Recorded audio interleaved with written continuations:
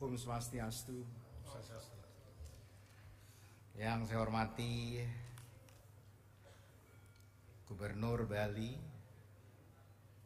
dan seluruh pejabat di Provinsi Bali, para bupati, wali kota, ketua DPRD, dan para anggota DPR RI dari daerah pemilihan Provinsi Bali. Pertama, saya mengucapkan terima kasih sekali atas kesempatan ini. Saya diundang dan terhormat sekali untuk hadir memberikan masukan atau yang mudah-mudahan bisa memperkaya apa yang menjadi gagasan dan pemikiran Gubernur Bali yang sahabat saya sejak kami sama-sama di Dewan Perwakilan Rakyat dan juga sama-sama di TB, meskipun saya 8 tahun lebih senior, tapi beliau lebih lincah memang dibandingkan saya. Dan saya sudah hadir di sini sehingga saya membatalkan acara saya yang di Seoul, Pak Gubernur. Nah, jadi dan kemudian saya panggil kedua deputi saya juga untuk cepat-cepat ikut saya ke Bali. Karena kalau tadi Bu Mega mengatakan beliau itu 1/4 25%-nya Bali, saya nggak tahu saya berapa persennya Bali. Tapi yang jelas saya punya ibu susu, saya adalah orang Bali. Jadi saya menyusu selama hampir 2 tahun dan punya saudara sesusuan, Ibu Nini El Karim, kalau masih ingat nama beliau, seorang pemain film dan sekarang adalah psikolog, ya, punya kantor psikolog dari psikologi UI dan punya seorang putra yang ahli main drum dan piano. Juga dikenal luas. Jadi mungkin saya sepersekian kali Bali, tapi saya tetap menganggap bagian dari Bali. Ketika saya mahasiswa, kalau saya sering ke Bali, ibu saya senantiasa mengatakan begini, dasar kamu orang Bali. Karena itu saya hampir minimal 4 kali, 5 kali gitu dalam sebulan itu ke Bali tanpa harus kasih tahu pada Pak Gubernur dan tanpa harus ke kita. Ya kadang-kadang Pak Gub menanyakan sudah lama nggak ke Bali, padahal saya baru kemarin dari Bali gitu. Entah bagaimana, ya memang seperti itu.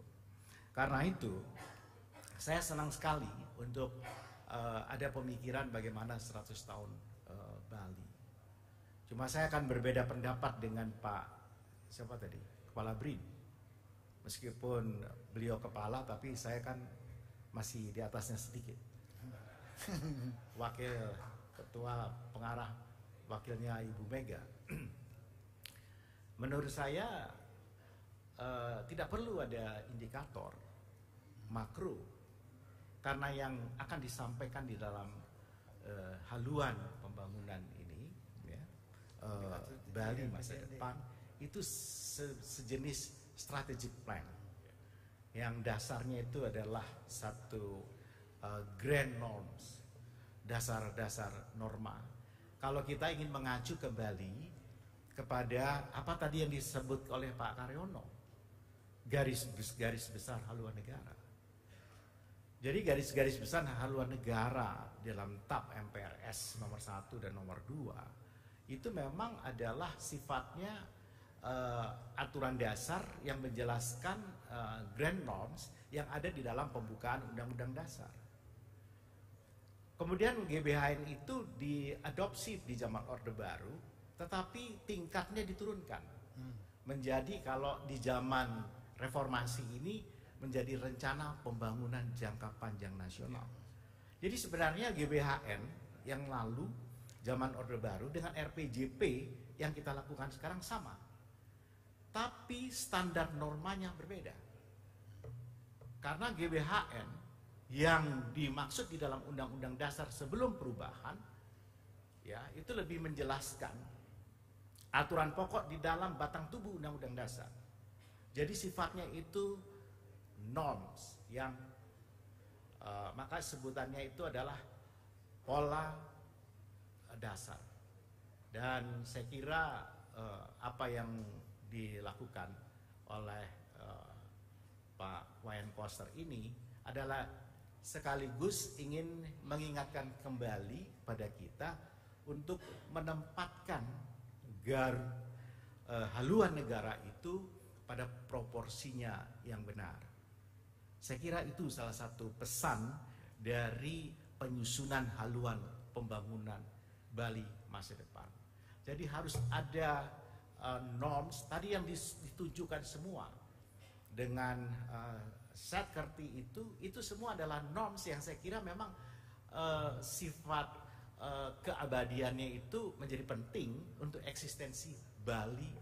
Dan saya setuju tadi yang disampaikan oleh beliau, bukan untuk 100 tahun tetapi sepanjang hayat Bali itu berada. Jadi artinya eksistensi itu akan hilang ketika norms, grand norms itu hilang dari Bali. Nah, ini adalah upaya untuk melakukan koreksi terhadap apa yang telah dilakukan selama ini. Jadi saya senang sekali ada posisi seperti itu tanpa kemudian melepaskan seolah-olah Bali itu bukan menjadi bagian dari Negara Kesatuan Republik Indonesia, tapi justru mengingatkan Negara Kesatuan Republik Indonesia bahwa seharusnya kita punya semacam haluan negara itu yang asal usulnya sebenarnya posisinya sebagaimana tadi juga dijelaskan oleh Pak Karyono. Dan karena tadi saya sampaikan sifatnya itu lebih teknokratik, GBHN yang zaman Orde Baru dan kemudian RPJP, karena Undang-Undang Sistem Perencanaan Pembangunan Nasional yang diterbitkan pada tahun 2003 itu adalah karena melihat sejarahnya GBHN, yang GBHN mulai dari Telstra, Renstra, dan Monstra itu isinya adalah teknokratik semuanya. Normsnya itu seakan-akan sudah given, tapi pakai judul garis-garis besar haluan negara. Sebenarnya itu lebih bagus disebut rencana pembangunan jangka panjang. Nah, GBHN yang sesungguhnya adalah sebagaimana yang ada di dalam TAP MPRS nomor 2 tahun 1960. Itu memang adalah garis besar dari pola dasar pembangunan nasional yang isinya strategic plan. Berdasarkan itu, berdasarkan GBHN nomor 2 itu, maka ada seorang Juanda, ya, Insinyur Juanda melahirkan deklarasi Juanda, di mana landasan kontinen itu harus menjadi bagian dari teritorial Indonesia. Kan luar biasa idenya itu. Meskipun baru di zamannya Pak Mokhtar Kusumaatmadja kita mendapatkan pengakuan itu, tapi artinya gagasannya itu tanpa menargetkan kapan akhirnya tercapai. Itu menurut saya nilai-nilai seperti ini yang dikehendaki oleh Pak Wayan Koster, dan mudah-mudahan saya tidak salah. Jadi itu saya ingin mendudukkan dulu mengenai posisi haluan pembangunan Bali masa depan ini, dan mencoba menjelaskan mengenai garis-garis besar haluan negara di zaman yang lalu, dan apa bedanya Orde Baru dan kemudian zamannya Bung Karno, dan kemudian sekarang kita menggunakan RPJP. Lalu pada kesempatan yang berikut ini saya ingin menyampaikan yang sifatnya lebih teknokratik.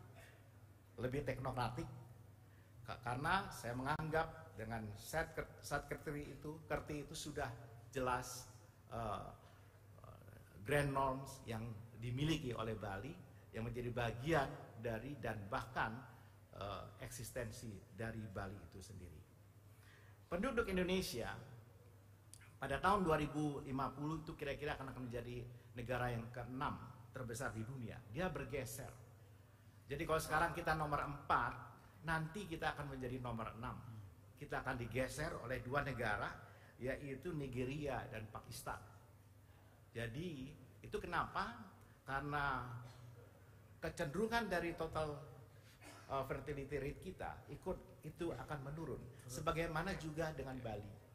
Tapi sebenarnya yang kita inginkan adalah dia itu antara yang yang lahir dan kemudian yang mortality itu seimbang. Sebagaimana yang bisa dicapai oleh Amerika Serikat. Jadi Amerika Serikat itu dia tetap bertengger di nomor 3 dalam hal jumlah penduduk. Dan nomor 1 sebenarnya tahun ini sudah dilewati oleh India. Bukan lagi Cina. Mungkin tahun depan tuh sudah kelihatan sekali India menjadi penduduk nomor 1 di dunia dan Cina penduduk nomor 2 di dunia. Dan di Cina juga sudah mulai jumlah penduduk yang tua di atas 65 tahun semakin membesar. Sebagaimana juga di Jepang yang banyak ditakuti orang.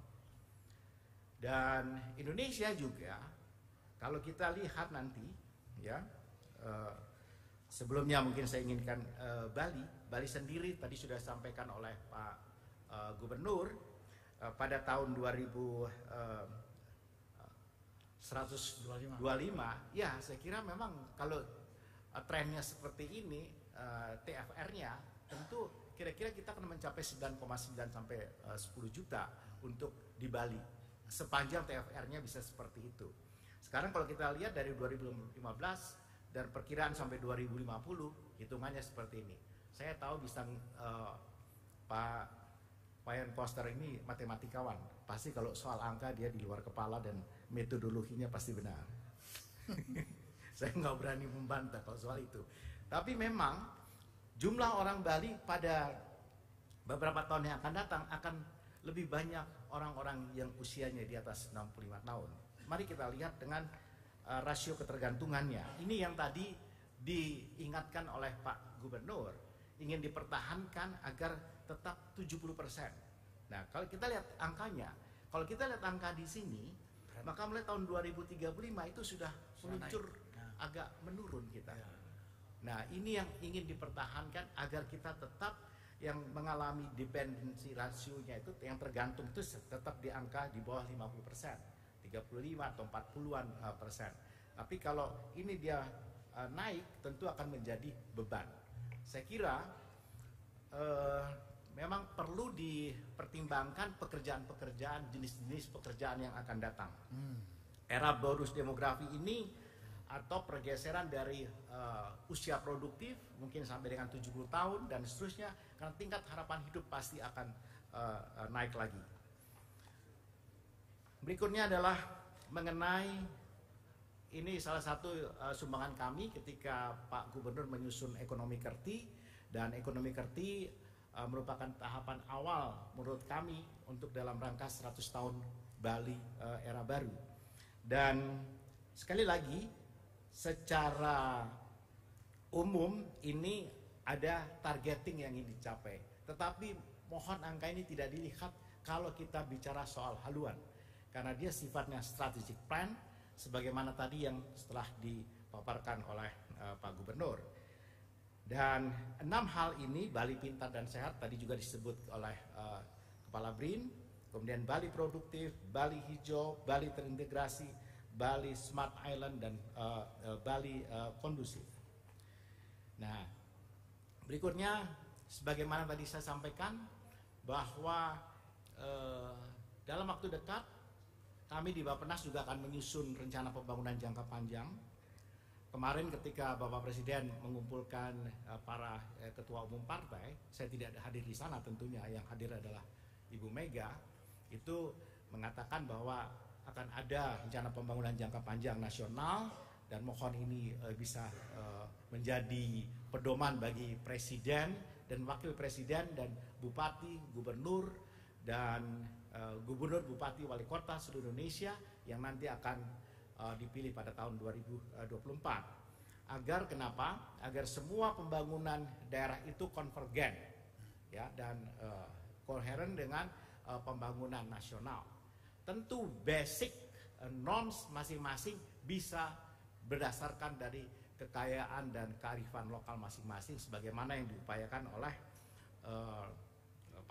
Bali. Tetapi satu hal yang tidak bisa kita lupakan adalah visi Indonesia yang sebagaimana termuat di dalam pembukaan Undang-Undang Dasar 1945 tetap menjadi acuan yang sifatnya sekali lagi yang menjadi kesepakatan para pendiri negara ini. Dan karena itu apabila pembukaan Undang-Undang Dasar 45 itu dicabut, kita bisa mengatakan menghilangkan nyawa Negara Kesatuan Republik Indonesia. Karena itu jangan pernah kita berpikir ke arah sana. Dan Bali mudah-mudahan dalam waktu tidak lama lagi juga akan lebih cepat menjadi setara dengan negara maju. Kalau di dalam perhitungan kami di sini, dengan mulai tahun 2000 akhir 2045 sampai atau paling tidak dimulai dengan tahun 2-3 tahun ke depan dengan tingkat pertumbuhan yang diperkirakan 7,7%, maka tahun 2045, 100 tahun Indonesia merdeka, Bali PDB per kapitanya itu akan mudah-mudahan lebih di atas nasional. Nasional pada tahun 2045 itu kira-kira sekitar 19 sampai 21 ribu. Perhitungan kami di Bappenas 2045 mestinya Bali senilai 26 ribu, ya begitu ya Bu Winnie, dan kira-kira sama dengan Spanyol hari ini. Dan tahun 2000 kalau Pak Gubernur mengatakan 2125, maka kira-kira dia nilainya sama dengan 132.000, itu kira-kira 2 kali lipat dari Singapura hari ini. Jadi ini kalau kita ajak sustain dan kita tetap melakukan perencanaan pembangunan yang disiplin dan dengan nafas bagaimana saya sampaikan tadi, grand norms-nya itu jangan ditinggalkan.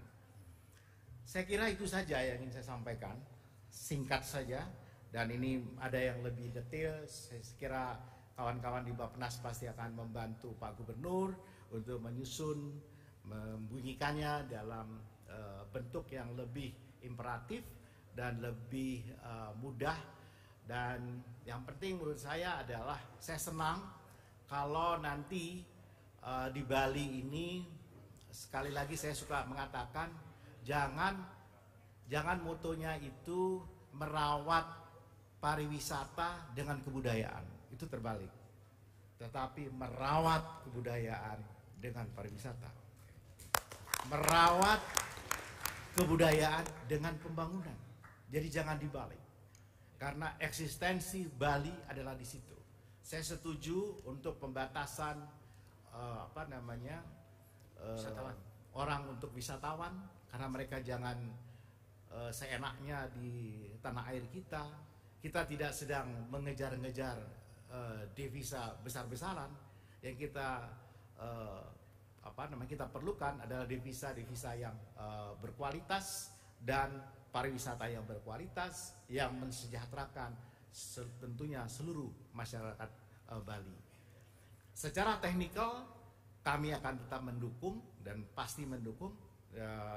Sampai hari ini misalnya soal sampah, Pak Gubernur, kita sama-sama sukses untuk menghentikan suung, dan dengan suung berhenti tidak ada lagi bau yang sampai nancep di di bandara. Saya itu protes saya yang pertama di Bali itu, pas saya di Bappenas itu pertama yang begitu saya turun di Bali saya bilang, Pak Gubernur, kita hentikan ini, dan alhamdulillah dihentikan oleh Pak Gubernur. Meskipun saya mesti berhadapan dengan kolega menteri yang lain, tapi saya memberikan argumentasi yang bisa diterima oleh presiden pada waktu itu. Jadi sekarang kita tinggal teruskan agar sampah itu bisa selesai di piring kita masing-masing tanpa harus merusak piringnya orang lain atau mengganggu desa yang lain. Begitu Pak Gubernur lakukan. Berikutnya kita akan bicara soal energi, udara yang bersih itu jangan sampai dikotori oleh CO2. Benar tadi Pak Gubernur katakan udara itu jangan dikatakan seenaknya saja gratis. Dan masih banyak lagi yang kita bisa kerjasamakan Pak Gubernur, dan masih banyak PR kami untuk dari Bappenas yang sama-sama harus kami selesaikan dengan Bali. Terima kasih. Om Santi Santi Santi Om.